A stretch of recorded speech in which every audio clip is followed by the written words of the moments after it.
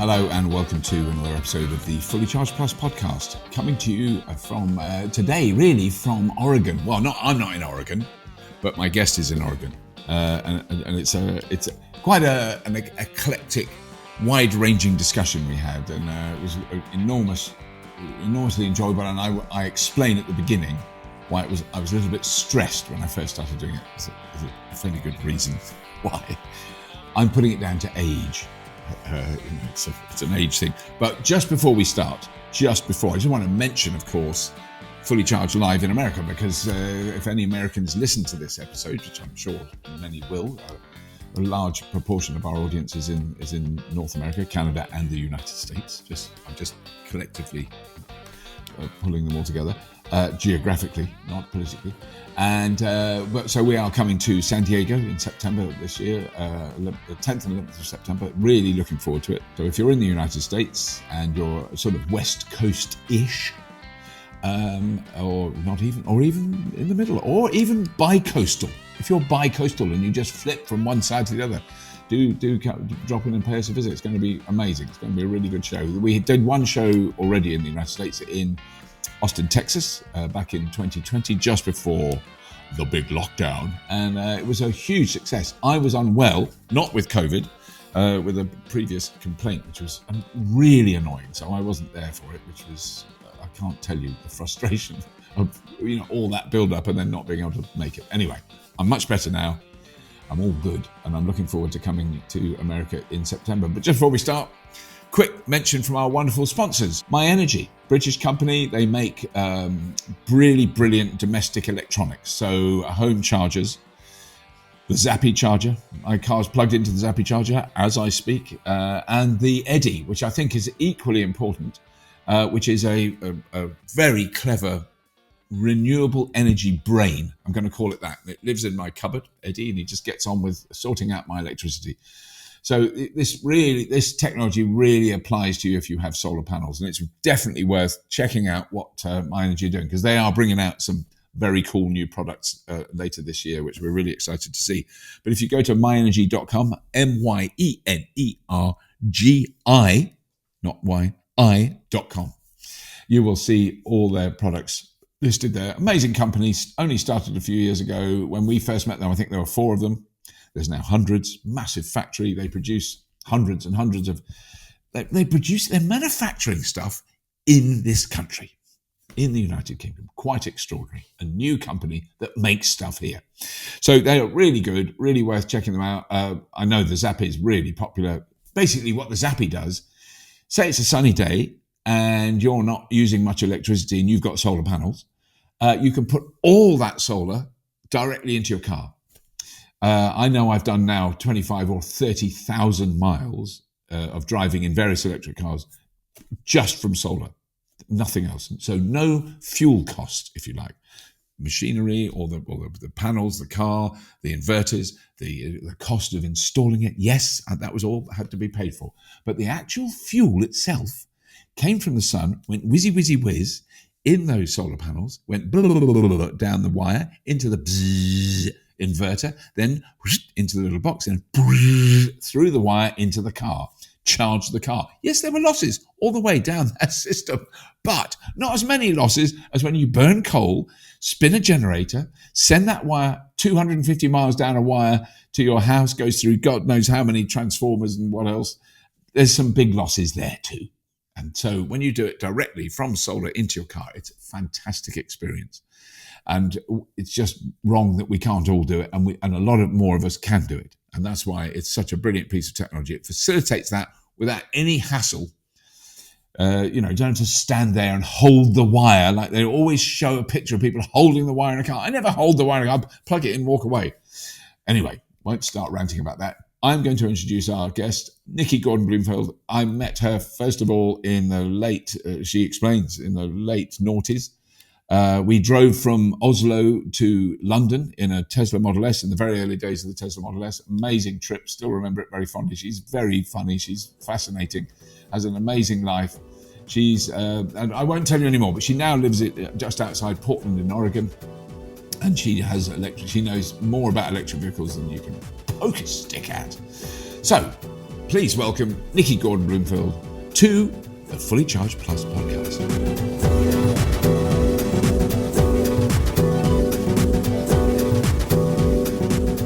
I just want to quickly remind, because there'll be some of our listeners listeners and viewers will absolutely know you and some of them will remember you from when you lived in the UK. But I just want you to do a very quick history of what you know, that we met in Bristol, and we met with, I don't know if we met in Bristol, but I remember many years ago. Long time ago.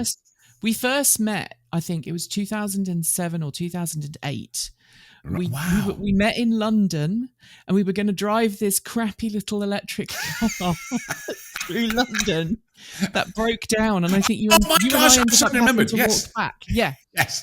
We test drove a brave new electric car, and we got, I reckon over a kilometre before it completely just fell apart. And I drove back home, and I was absolutely livid, and I think you were pretty mad as well. Yes, we weren't that thrilled. We came out of Park Lane, out of the parking garage, uphill, and the car was just... Luckily, things have got better now. They have got a bit better. Imagine if it had just stayed like that. Because also, what I remember, and it was the first experience I had of that, was two sort of middle-aged men totally bullish about the technology they developed. You know, there was no sort of, we're not sure if it's going to be any good. They go, this is a total revolution. It's going to completely change the automotive industry from the ground up. And then you get in it, and they go, and it was like £25,000 or something to convert an existing car. No, it was, I mean, how either of us had any faith at that time. We were just idiots, really. Probably the same reason why we're still doing it today. Yes, which is part bloody sheer-mindedness, and part just too much optimism, maybe. Yes, I don't. Yeah, buckets of it. Yeah, my bucket's got a lot of leaks. My optimism bucket. But then you moved to. I'm just going to make sure I get it right. Oregon. Yes, I moved to Oregon. You moved to Oregon. So how long ago was that? 2015. So my partner is American. Right.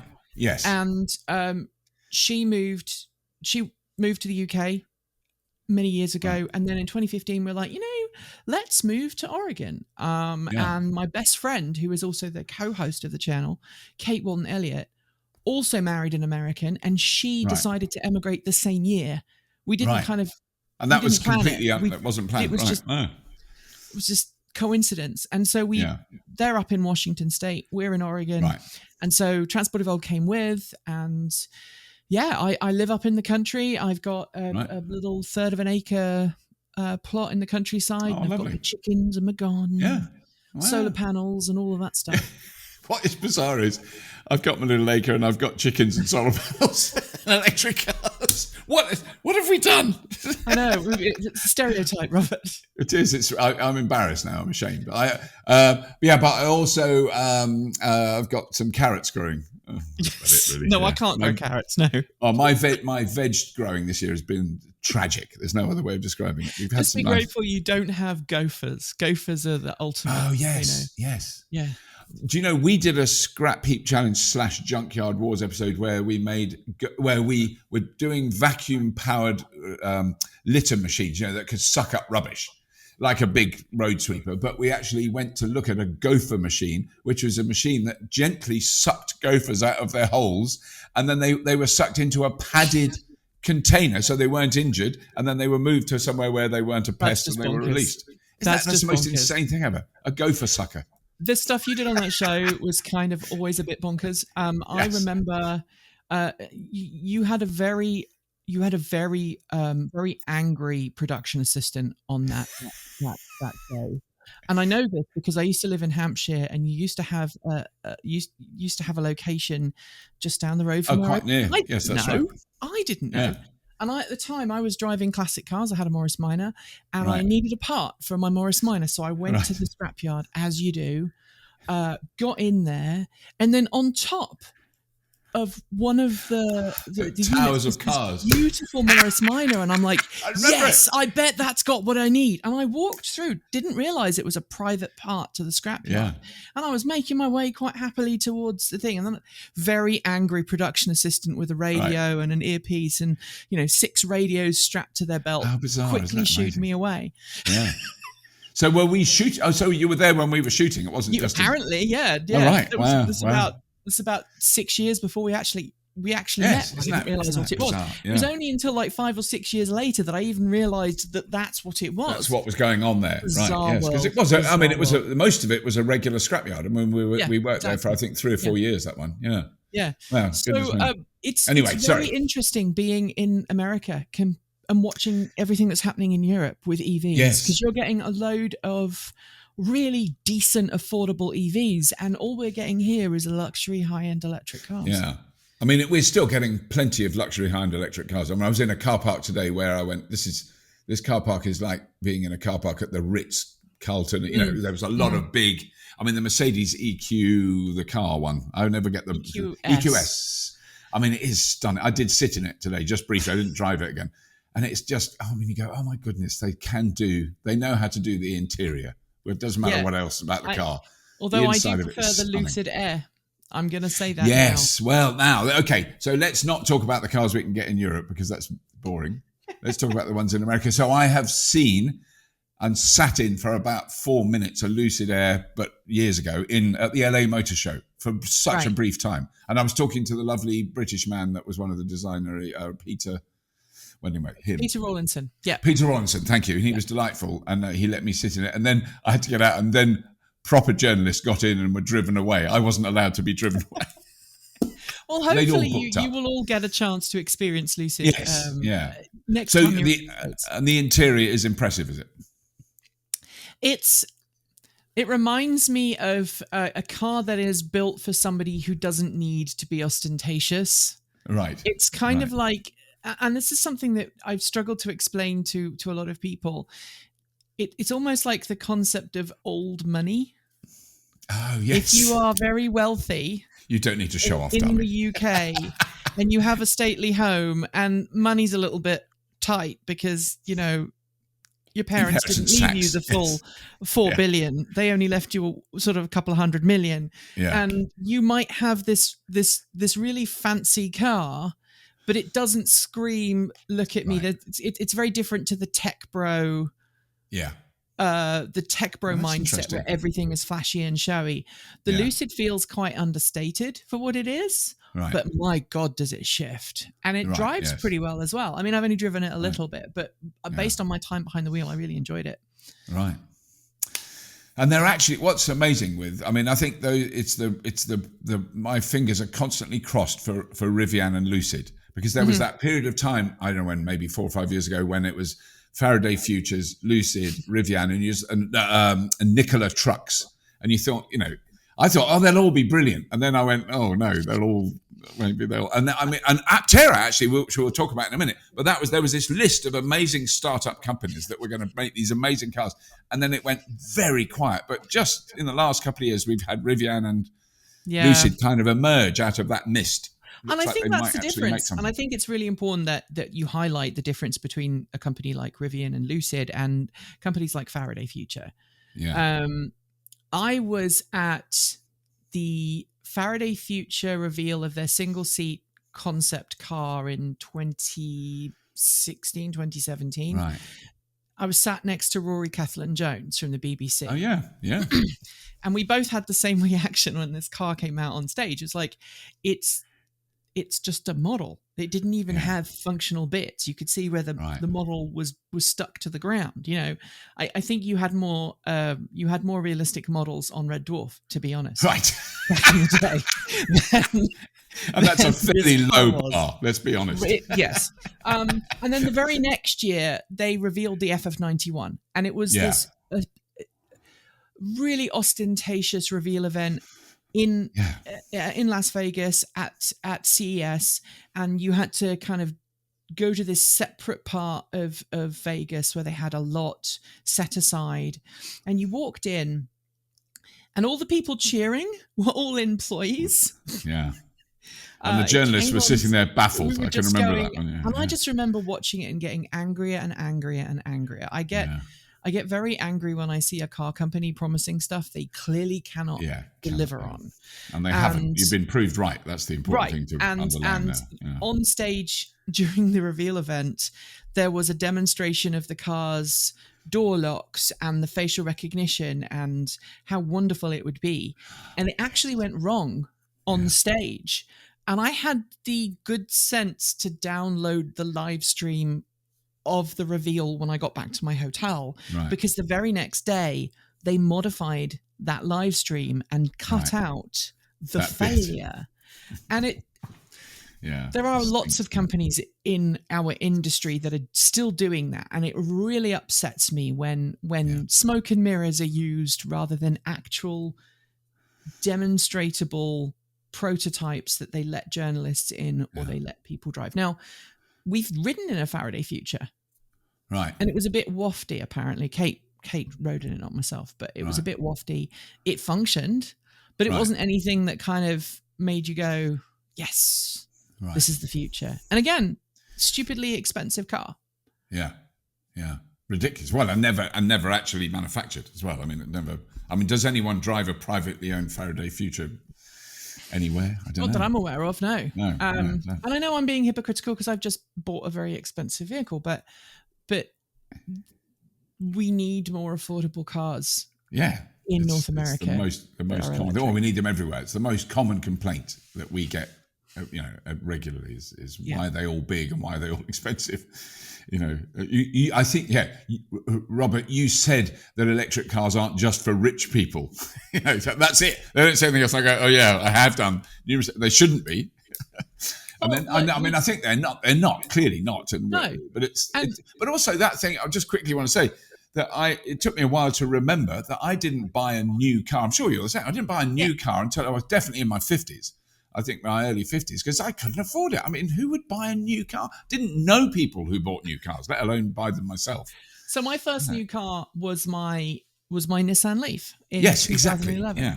I think mine was a Prius, to be fair, but it was one of the very early ones. Yeah. And now I do buy new cars. I'm trying to keep cars as long as I can. I just sold my Bolt, which I was very sad about, because my Bolt the Chevrolet Bolt is such a cracking hot hatch for somebody who remembers hot hatches the first time around. A lot of people don't like it. It gets a lot of criticism. GM handled the whole battery fire thing terribly. Very badly. I mean, it was obnoxious. And I told General Motors as much.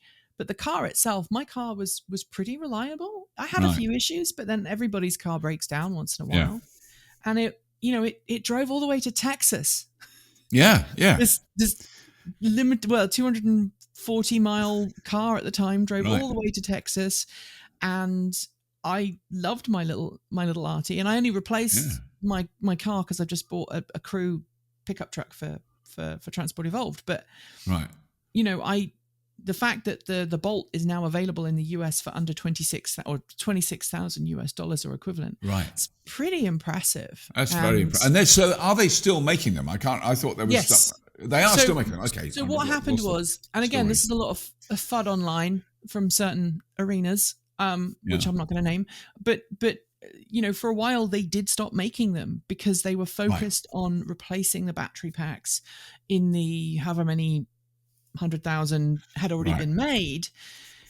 Once they had cleared that backlog, then they started making them again. Manufacturing, good. They're now making the Bolt EV and the Bolt EUV. I think we'd be kidding ourselves if we said those cars were going to be around for a long time, because GM has now got the Ultium platform, which is fancier and has a whole lot of extra stuff that the Bolt doesn't have. And the Bolt sucks at rapid charging. It's only 55 kilowatts maximum rapid charging speed, which is kind of sucky. Which 12 years ago was normal, but now you go, oh, I see, slow rapid charging. Slow rapid charging. We've moved on so quickly. Yeah. How many people do more than 300 miles or 400 miles in a single sitting? The answer is not that many. And if you are somebody who's going to make long distance trips like that, chances are you probably wouldn't be looking at a Bolt in the first place, because you'd want something bigger with more space. Yeah. So what your new pickup truck then? I want to hear about this. Which manufacturer makes that? The Ford F-150 Lightning. Yes. Everyone has told me many times. Lots of people, sorry, not everybody. Lots of people have told me I should have waited for a Cybertruck, or I should have waited for this, or I should have waited for that. All right. But I literally got it like a week and a half ago. and I've already driven it 2,600 miles. Wow. With camera gear in the back. Because, people see you on TV or on the internet and they go, oh, it's just you and a camera and, you're doing it on your mobile phone. Yeah. But we've got like 3 big cameras and then we've got all the GoPros. I mean, we were filming a review yesterday. We're offloading footage. Right. Yes. And all of that equipment plus the people who go. Plus the people. Yeah. No. I mean, it must be amazing as a crew. Total sense. Yeah. We've got 4 people full time. We've got a couple of people who come in and help occasionally. So a 5-seat pickup makes total sense. Yeah. We can get more stuff in there than we possibly can in anything else. Yeah. And the chickens need food and hay and straw and all of that other stuff. So, See, I carry my chicken food in the back of a Model 3 and it's terrible. Darling, I need a pickup truck. But that is so. Because I'm so intrigued. I've heard so many. Here's my take on it. Mm-hmm. We saw the Rivian at Fully Charged Live. That's the only time I've seen it. It was amazing. It looked amazing. Oh, wow, big pickup truck. Oh, cool. And now there are people with Rivians. I mean, they're manufacturing them and they exist. But when you think that, I don't think the Ford F-150 had been announced then, early 2020, or maybe they didn't. It was announced in May. This is the thing, right? It was announced. It was hinted at. I knew it was coming. Yeah. Yes, I think I did as well. But, yeah. Because it certainly wasn't on display or anything. Yeah, I'd gone to the Ford Mustang Mach-E reveal event in Germany, and then in the US in LA, and the head of the Ford EV program, Darren Palmer, said, "You're going to love what we're working on next." Right. Nudge, nudge, wink, wink. Yeah. But it was the reveal event for the F-150 Lightning was May 2021. So I put down a $100 deposit. Right. And then in January, Ford reached out and was like, "You are in the second wave of orders. Please put down your $500 deposit to kind of lock the order in." And then it arrived the end of June. So, and they've delivered like 2,800 at the time of filming this. So it's not bad for about a month's worth of deliveries. I mean, other companies are struggling to make that many vehicles. So, I mean, it is what you're seeing there is the classic case of a large, a manufacturer with experience, as opposed to a startup. The startup goes, well, we're going to make 100 this month. And then Ford goes, well, we're going to go into production. Here's the first 2,500. It's like, well, wait a minute. But they've got the production line, they've got the factory, they've got the people, they've got the logistics to produce that, I guess.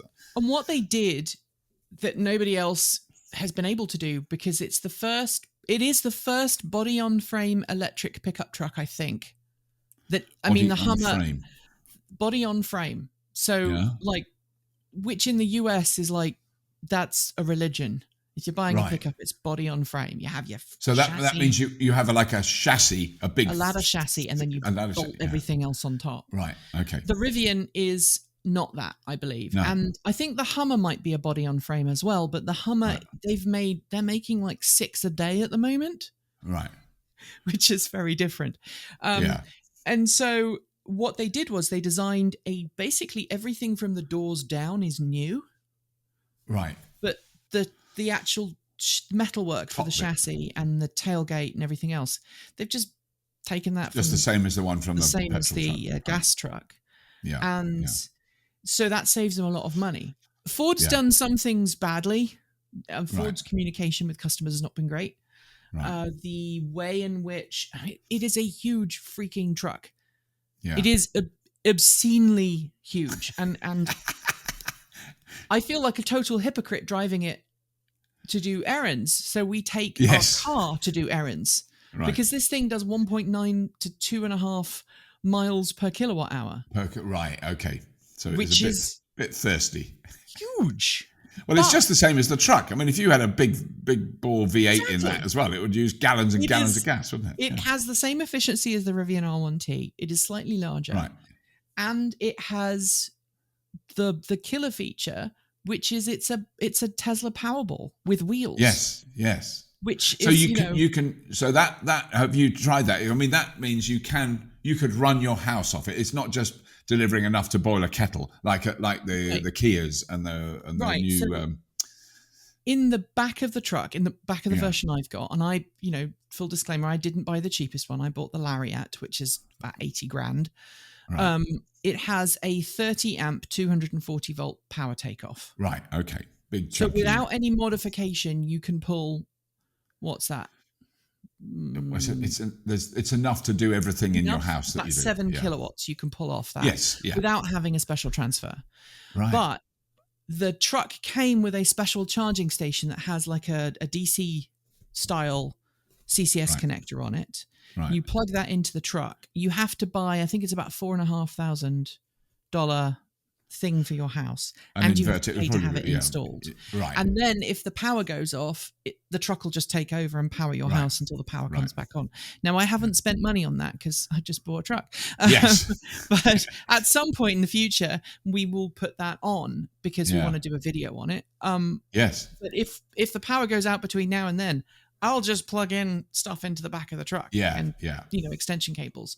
So the fact that you can power your home from your vehicle, I think, is going to be the new killer feature. And I've said that for years. I think anybody buying an EV today that hasn't got the ability to take power from their vehicle and put it into their home is at a disadvantage.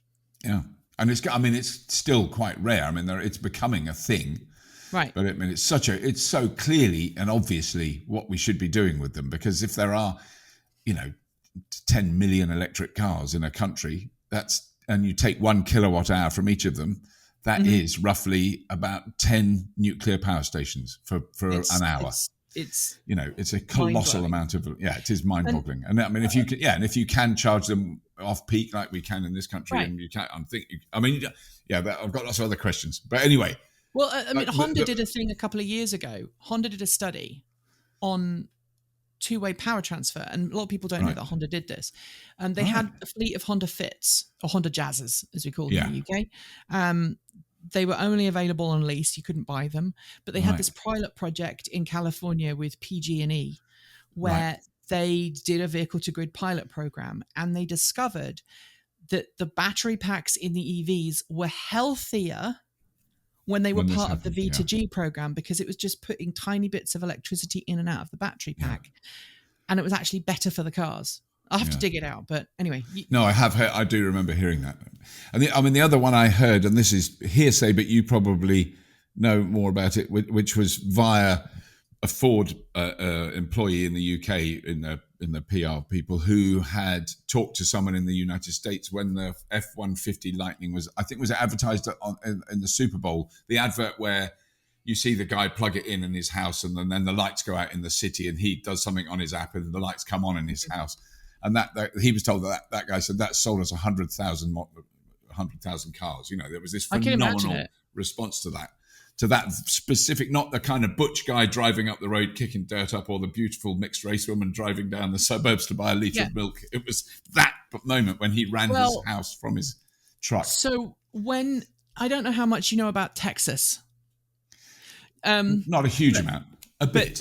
Texas's electrical grid, because Texas, and I'm going to be very kind. It's in an isolated electrical grid, isn't it? Its own grid. Yeah. So most of the US has an interconnected grid, like we have in Europe. An interconnected grid where there's surplus power in one part and it can be shuffled over somewhere else. Yeah. Texas likes to be on its own. It's a reason it's called the Lone Star State. And so Texas's electrical grid is completely isolated, which means when there's a power cut due to a storm or something like that, it can really impact people. And of course, it impacts people disproportionately. If you're lower income, you're generally just stuck there not having any power. But during the big snowstorm we had about 2 years ago, I think it was now, which was unprecedented for Texas, people who had Ford F-150 Power Boost trucks, that's the hybrid with the same technology that my truck has, the ability to pull power off the truck. Okay. We're using their trucks to power their homes. Right. Even though it was, petrol effectively at the end of the day. Yeah. So they were running the engine and that kept it charged. Yeah. And kept the homes, and they were keeping themselves warm, they were keeping the power on. That again dramatically improved sales. Right. Because people were hitting their headlines and going, wow, well, I've got to get one. Yeah. Yeah. I mean, everyone who's seen this truck That's the first thing that they really want to know about. That's interesting. It's not the acceleration. It's, I hear that I can power my home off it. Right. Wow. But is it, I mean, because I have no idea how big the battery is. Presumably it's chunky. 131 kilowatt hours for the extended range.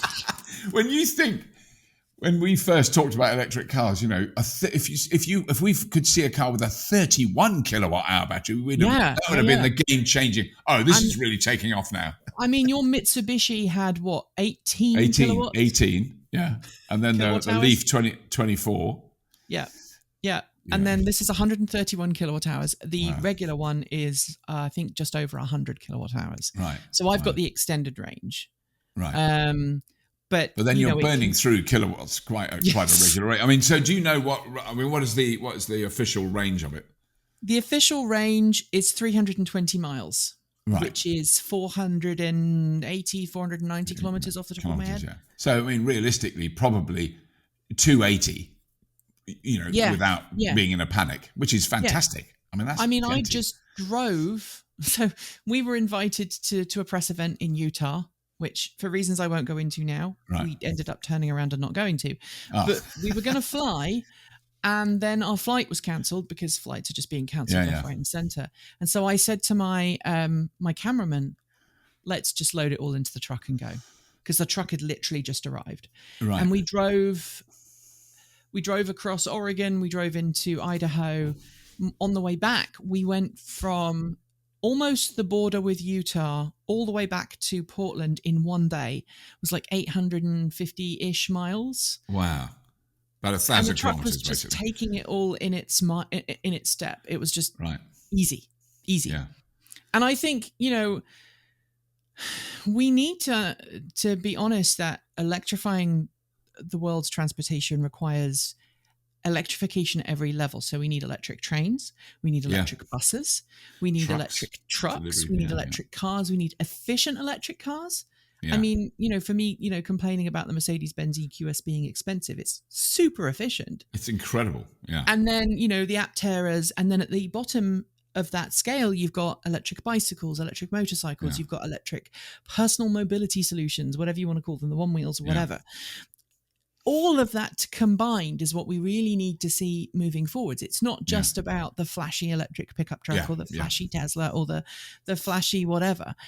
We need electrification throughout all. And, you know, if I had my druthers, I'd actually start a charity helping people to learn about conversion, because I think conversion is an untapped resource. And I'm really excited about all the Land Rovers that are getting converted in the UK right now, and all the classic cars and all the cool stuff. But you know what? I'm really excited about the Aptera, and I know you wanted to talk about that as well. I am also a reservation holder for that. So if you're angry with me for buying an inefficient pickup truck, know that... Furious, Nikki. Know that my other family car hopefully will be an Aptera, because we want to have something to go and grab groceries in. Yeah, but it's the absolute opposite end of the spectrum in terms of energy use and size and weight. Balance each other out, Robert. That's my goal. I think it's very valid. I've ridden in 2 different Apteras now. Haven't driven one yet, but they are just... And the company is so awesome because they're like open... They want to have right to repair. Right. I don't know, people don't talk about this much, but Aptera's philosophy is going to be, at least based on the conversations I've had with Chris and the other founder whose name just escaped me. Don't worry, I do that someone's constantly. Going to tell me in the comments. I do that constantly with my own children, Nikki, so don't worry. They want my son and my daughter. I think I've got a daughter and a son, definitely. Yes. And they want to be able to, you know, if you live out in the boonies and you've got an Aptera, they want to be able to send you the part and go, here's the instructions so you can fix it yourself. Right, as long as it's nothing that's going to, you know, cause bad things to happen. And I'm really behind that, because it's information. If we learn how to look after our vehicles, again, vehicles become more equitable.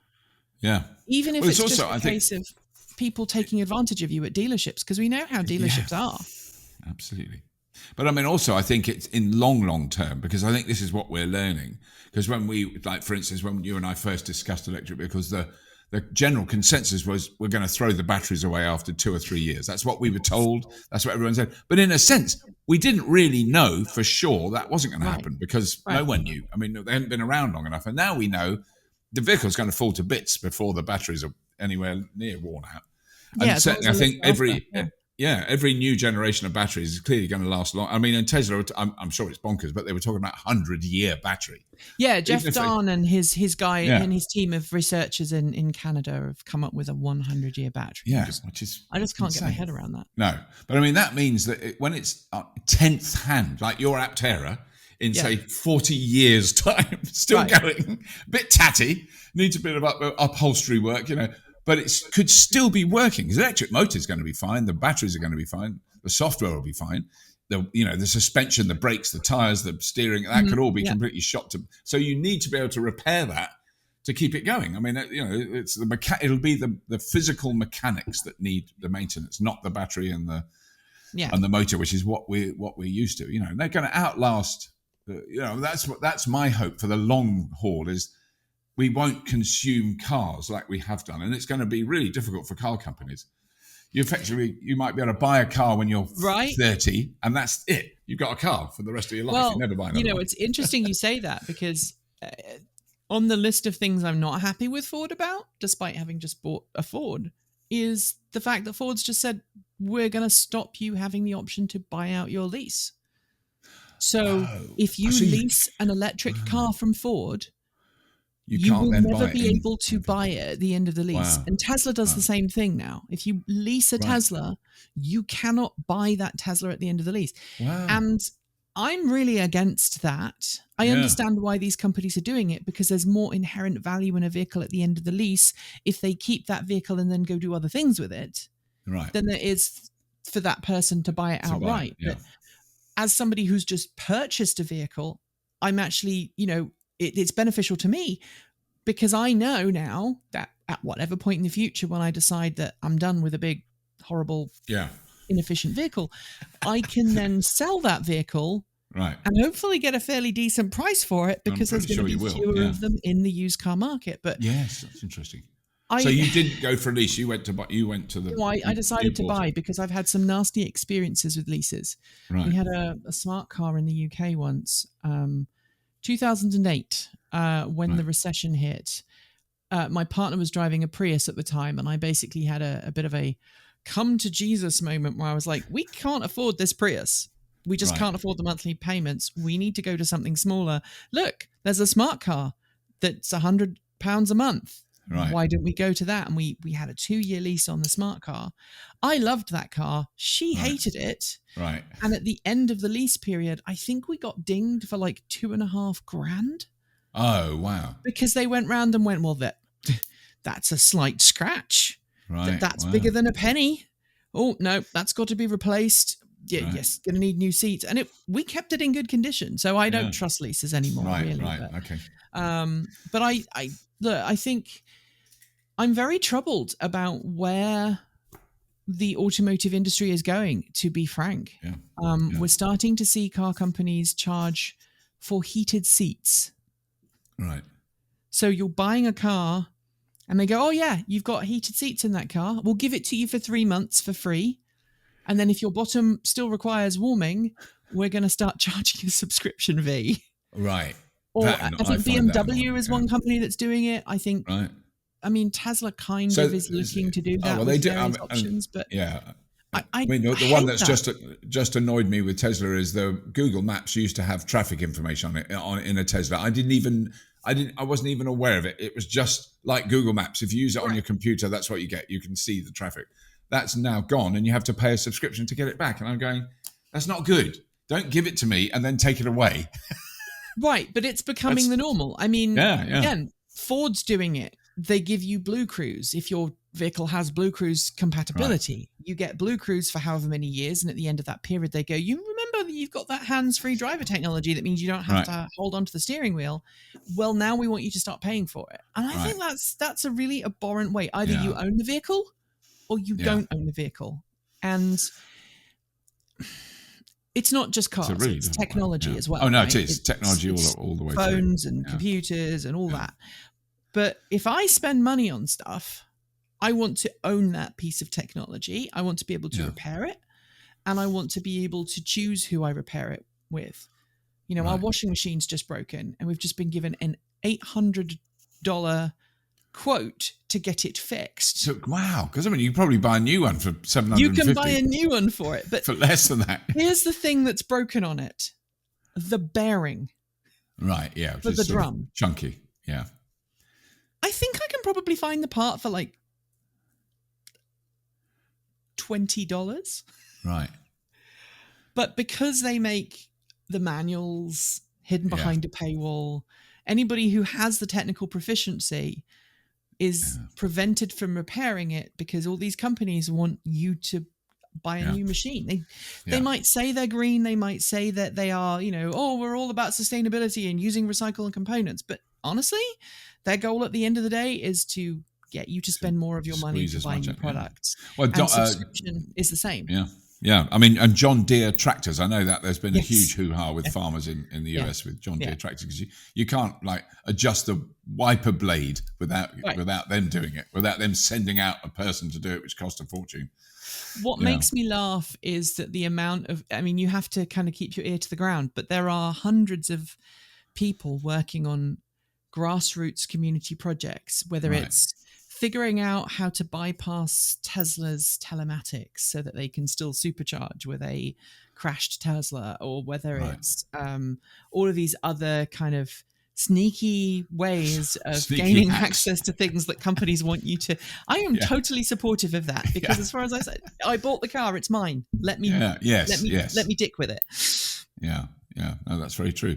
But then, okay, so the other couple of things I'd just love to cover, because it's you know, your experience of that. Because I've talked to lots of people in America, but you're sort of you're a grassroots ground operative rather than some grand CEO who doesn't really have any contact with the real world. But it's the charging network in the US it sounds like it. Well, because of all the things that happened with Volkswagen, and the current administration being much more supportive, and Chelsea Sexton working in the White House to do that. I mean, have you noticed more charges? Like when you drove to Utah, is this a contentious issue? Oh God! When you I just need you to say, because when you go to a rapid charger in America, is there ever a time when you go there and you can see it on the map, and you go there and it doesn't work? Yeah. Okay. Yeah, absolutely. So look, when I first moved here in 2015, one of my children, they're both adults now, they both have their own lives, but at the time they're still kids. One of my children required several trips to Southern Oregon. Right. Quite regular trips to Southern Oregon for medical reasons.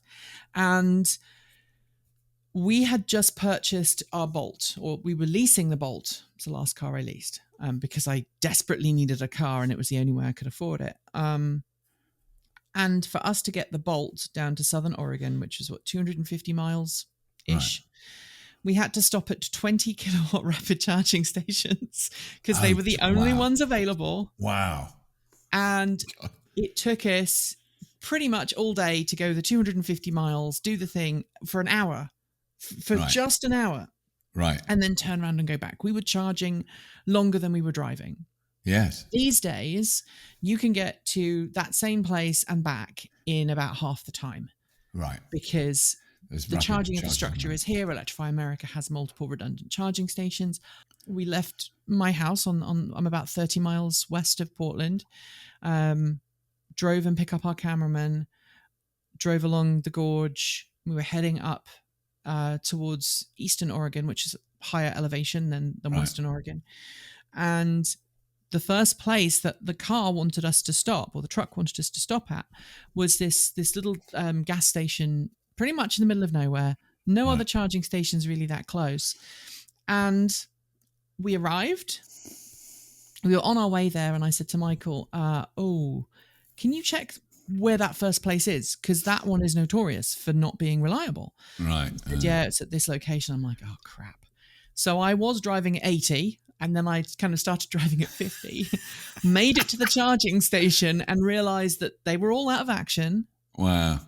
And I needed to climb up 2,500 feet to get to the next charging station. I did manage it because I'd remembered, but we did pull in with like flashing lights and all of that. And I think if that was my first experience, I'd just quit and buy a gas car. And so it's not necessarily that the networks are really unreliable, because for the most part, Electrify America has been rock solid for me. Right. And there's been a few issues, but it was a case of ringing up going, hey, this is broken, can you help me? And they will help you start a charge. Or there's another, because there's multiple charging stations, if there's one unit that's broken, the chances are not all of them will be out of action. That's kind of rare. But the big issue is talking to your car, because my truck was like, there's a charging station there, it's perfectly good, off you go. It wasn't. So the cars need to talk to the charging networks. The charging networks need to be more capable of providing redundancy, and they need to have parts. Yes. For a site to be out of action, because after I tweeted about this, I had a dozen people reach out and went, I went through there a month ago and it was out of action then. And there was a trucker who follows me on Twitter, and she was like, I'm parked here now in my truck having lunch, and I've seen several cars try and use that. Try and charge that. Wow. Especially new owners who don't know if it's them, if they've done something wrong, or if it's the car. I would be giving up at that point. For the most part, Electrify America is doing very well. We need more transparent availability of what is working and what is not. Yeah. And charging providers need to have a better uptime. And the federal government has said, if you want money from us, you have to achieve this uptime. And I think right now, Tesla is the only charging network that has the uptime requirement to be able to be eligible for the funds. You know, I drove coast to coast last year in a Chevy Bolt from did you? Boston, Massachusetts to Portland in a Bolt. It took me about 6 days, which was not bad. But I mean, it's like 3,500 miles. It's a long. Yeah, we were taking our time. Right, you weren't rushing it. Right. I've driven to Texas, and we didn't have any issues there. But if you want to try and go cattywampus certain routes, less traveled roads, it's still not supported. Yeah. And that's what people need. They need that reliability, and that they need to know that they can get things working, they can charge, and they can get back on the road. So I have a plug and charge vehicle now, which I think every EV needs to be plug and charged. And what that means that, like Tesla, like you just plug it in and you pay through the car. Yeah. Right. Yeah. I think that makes sense. Yeah, absolutely. It's got to be like that. Yeah. As opposed to the wallet that I still have from England that has like the 20 RFID cards that I needed back in the day. And the thing is, if you came back now with all those cards, none of them would work. Exactly. they'd all be dated too much. I know that is the most frustrating. I mean, it's the one thing that we've done here that is now working. I actually used a charger today, literally because I wanted to see if it worked. I absolutely didn't need a charge. And I drove in, plugged it in. And what I was interested, this is grid serve. So it was the people who took over Ecotricity. Yeah. Plugged it in. I'm not 100% convinced, but I've got the feeling that it just started charging the car anyway. And then I tapped to pay, and then I paid for it. And and I was actually plugged in for about 11 minutes because I just got a coffee and a bun. Yeah, it was my early morning. You know that's the future. I mean, we've got the Ioniq 5 right now on review. Yeah, and being able to charge from 10% to 80% full in 18 minutes. It's pretty good, isn't it? Yeah. As we were saying, if you have kids, right? If you imagine you have kids, and you're going on a road trip, and your kids have never experienced what it used to be like with cars like the Leaf or the Bolt or whatever, where you'd park up and you'd be there for a good 50 minutes before you had enough range to get to your destination. Rocking up with the kids and going, okay, who needs a wee-wee? Yeah. Who wants an ice cream? By the time you've done your wee-wees and had an ice cream and got it all over your shirt and had to go back to the bathroom to clean yourself up, the car is fully charged and ready to hit the road again. You will never be sat in a car with bored kids waiting to charge when you have an 800-volt car. Yeah. It's amazing. No, it does make a big difference. And I love that. I actually love that car. We're actually surrounded by them earlier on today.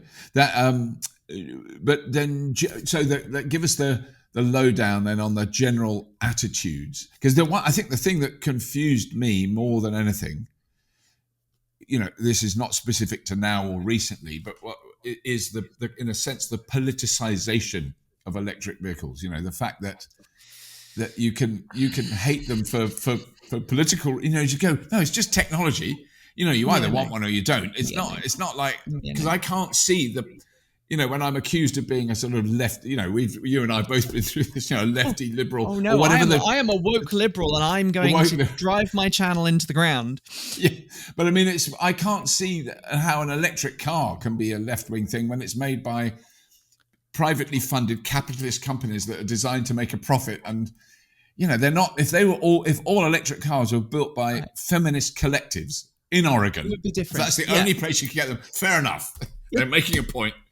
They've all got rainbow badges, all that, but they're not. They're big car companies making them. How can that be political? Part of that is down to, and I'm going to point everybody at a video that the lovely Kate Warren Elliott did on our channel recently.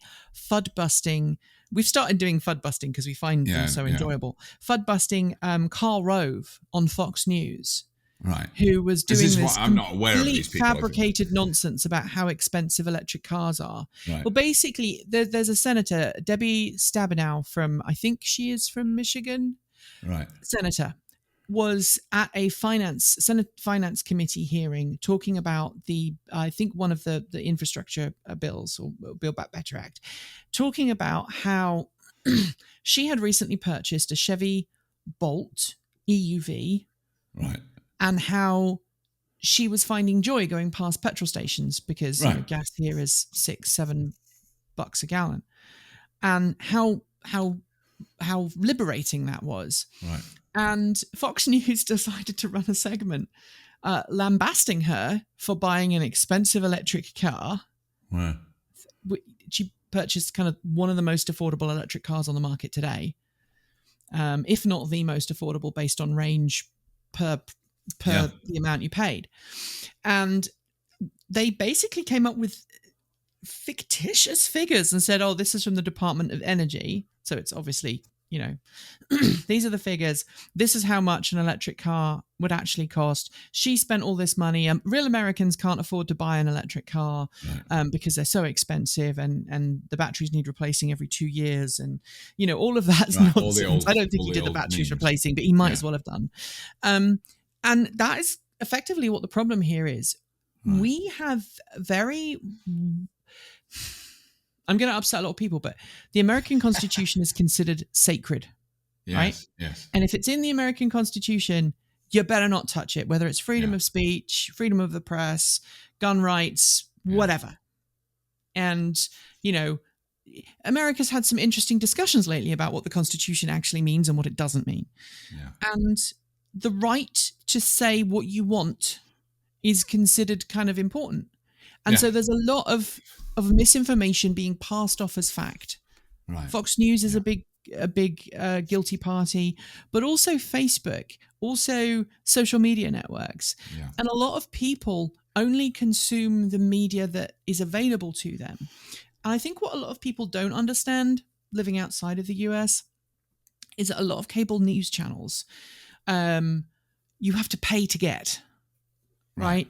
There's not, you can't just watch MSNBC or CNN very often. You have to pay to get those extra. Sometimes I think CNN is probably free, but Fox News is pretty much free everywhere. It's available to pick up everywhere. Right. And so if your only news channel is one particular news channel that has a very, very right-leaning bias, you are going to believe what they say because their version of reality is the version that you're hearing every day, especially if you live in the middle of nowhere and you don't speak to a large number of other people. And the other people you talk to in your neighborhood, they are all watching it as well because it's the only news that they have available to them other than local news networks, which they may or may not enjoy. And so it becomes this kind of blinkered mindset that is perpetuated across a large part of the country, especially if you're in a lower socioeconomic group or you are not as well educated for whatever reason. You are kind of almost, I don't want to say brainwashed, but you have a set of values and beliefs that you adhere to. and on your computers, on social media. You hang out with other people who feel the same as you. We do it too, right? We hang out with other EV folk. And so it does become this very polarized kind of opinion. I've been coal rolled multiple times, even here in Oregon, because I was in a tiny electric car. Sorry, that just to explain to people, because it's a level of insanity that many Europeans may not be used to. I mean, America, right? So but this is when a big pickup truck runs near you and pumps lots of smoke out and all that stuff. Yeah, you get a diesel truck and you modify its emission systems, and you inject extra fuel or extra oil, depending on whichever way they're doing it, to produce smoke out of the tailpipe. Right. And sometimes they have a switch, and sometimes they're just tuned that way. So as soon as you accelerate, clouds of smoke come out. I mean, just to put this in perspective, American pickup trucks generally, even the petrol ones, have exhaust pipes that are so big you could insert your hand up to your shoulder into the exhaust pipe as long as it was cold. I mean, I grew up with cars with exhaust pipes, tiny little exhaust pipes. Yeah, like a drinking straw. Yeah. So it is very politicized, and there are a lot of people who buy cars that they don't want to stand out. Yeah. And I'm one of them. I bought that pickup truck because it looks like a regular pickup truck. Yeah. Because at a glance, then you could, if you drove past someone's house, they're just going to say that's a Ford. Yeah. So at night time, it has an extra light bar across the front and an extra light bar at the back, which makes it look different. But I was sat behind it in traffic yesterday when we were filming, and I said to my team, I said, I wouldn't, if I didn't know what to look for, I'd just think that was a regular pickup truck. And so it's kind of a stealth thing. Yeah. But that's looping back to charging networks. A lot of Electrify America is at Walmart. Oh, right. And Walmart, you've heard of people of Walmart, right? Go look up the people of Walmart. Yes, no. Here's some hints. Don't go and look up the people of Walmart. So there's a certain type of people who go to Walmart, and they may or may not be as interested in electric vehicles as you are if you're an EV driver. And so, you do have some interesting interactions. I've had some very interesting interactions over the years. So they're putting the chargers in the car parks at Walmart. So that's the... Yes. Yeah. Right. Wow. Well, they're easy to find. Easy to find. Yeah. But definitely there are certain things that you would not do at a Walmart. That you might do elsewhere. So, when traveling across the country, what we did was we planned to stay at locations where we knew they were big chains. So if there were any issues, we'd more likely be able to get them dealt with. But people regularly get their Teslas scratched up and whatnot. That's why the Tesla security system allows quite a few people. Sentry allows everybody to see what's going on. But buying a car that doesn't look like an electric car is a thing, I think, for some people over here. Which is a shame because the Aptera definitely does not look like every other car on the road. I want to drive an Aptera because I've never done it. I've always wanted to do what you've done. I've never done it, like drive coast to coast. Yeah, and I've talked about it many times, and I've never managed to do it. But I want to do it in an Aptera. That's right. How so if Aptera does what it says is possible, which is the largest battery pack, and I do have some skepticism about that. The largest battery pack having 1,000-mile range, you'd have to charge it 3 times. Right. Wow. Which is... It's worth trying. Mind-blowingly. Mind-blowing, it really is. But when I do it, can you follow me in the F-150? Just in case. With my brights on right up behind you. Very, very big, very close. The horn. Because, that's something that the thing that bugs me most about America, I think, when it comes to cars and the road, is that America doesn't have any regulations about where lights can go on a vehicle. In terms of, that's not actually true, but in terms, I'm talking about the light pattern. So in the UK, lights have to have a effectively a little bit of a blind spot so that you don't dazzle oncoming drivers, right? Yeah. And if you go over to the continent, or you used to, now you just press a button. But when we were younger, you had a little sticker you put on the on your headlamps, and it makes the light go in a different direction. Yeah. Over here, they don't have that. Right. Now, a lot of cars, my truck has it, and a couple of other new cars coming to market have their fancy LED headlights that will move the pattern away, depending on where somebody else is on the road. But over here, it's very common to be just completely dazzled at night by some person in a lifted pickup truck, with their smokestack on the top. And yes. Yes, okay. When I drive across America in my Aptera, I'm going to do it in the daytime. If it means stopping in some forest somewhere in Kentucky. And to the Americans watching, I love my adopted country. I am an American citizen, and I have the same level of satirical therapeutic ranting about the country as I do about the UK. Yes, exactly. Because, the UK, it's a British thing. I do think it's a British thing, and a lot of people don't get it, but it's a very British thing to be self-deprecating about one's country of birth or nationality. Yes, no, we're quite good at that, and there's a lot of that going on today. Yes. Well, apparently, I found out that the Prime Minister was asked how many ounces in a pound, and he couldn't answer. He couldn't answer it. Well, because we don't do that anymore. We do kilograms and grams. Yeah. Because he wants to go back to imperial measurement. I know. So one of the politicians was like, "Okay, if you can tell me." Yeah. No, my favourite one was, "Now we're free, we can have the crown back on our pint mugs," which I must admit, I didn't know what they were talking about. So a pint mug of beer that you buy in a pub, in the olden days, had a crown on it. And then someone went to look for a pint mug in every pub that they went to, loads of pubs, that doesn't have a crown on. There are none. They've always had crowns on. They always have a crown on. They always had the crown on them. They had them on all the way through at the time we were in the EU, and they're still on there now. So, yes, anyway, we won't talk about that, Nikki. That's enough. Well, Listen, you. I'm really looking forward to see. I'm over there in September for the show, and be there. I'll see you there. I'm really looking forward to it, and thank you so much for waiting for me today while I was snoozing on the sofa. That's so embarrassing. Hey, it's all right. I have done that before myself. No, it's well, I think it's innate. I'm going to put it down to age. It's just an old man who's had a long. I got up very early this morning. It was a long day. And it was for once, quite warm in the UK. We had a warm day. It was shocking. It's my day off, and now I've got to go and make videos on my day off. But right, there you go. That's normal. That sounds normal. But thanks so much, Nikki. It's been brilliant. Thank you. Looking forward to seeing you.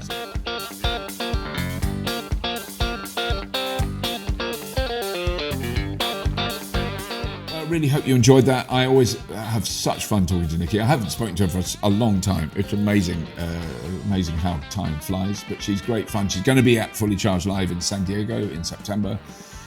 She always gives very good quality stage time. She's very entertaining, very funny, forthright. She has opinions, not going to deny that, but she's great. Amazing woman, brilliant stuff. Thank you so much for listening. Please do subscribe to the Fully Charged Plus podcast. Tell your friends. Tell them to subscribe. They might not want to. They might say, "No, stuff that, I'm not subscribing." Which is fine, but maybe they will, and that would be really nice. Friends and family, really good. Word of mouth is one of the best ways of spreading information about this. There'll be another brilliant guest on Fully Charged next week. Don't know who it is yet. There's a long list. I haven't looked at it. I've got to look at it. I've got to do my homework. I've got to stay awake when I'm meant to be recording them. So that's an important task. Have a look at the Patreon link, which we will put in the show notes. Sometimes we forget. And that's a wonderful thing. Our Patreon supporters have been amazingly supportive and generous for many years now. We're incredibly privileged to have that. And thank you to My Energy for sponsoring this episode. And that's it. As always, if you have been, thank you for listening.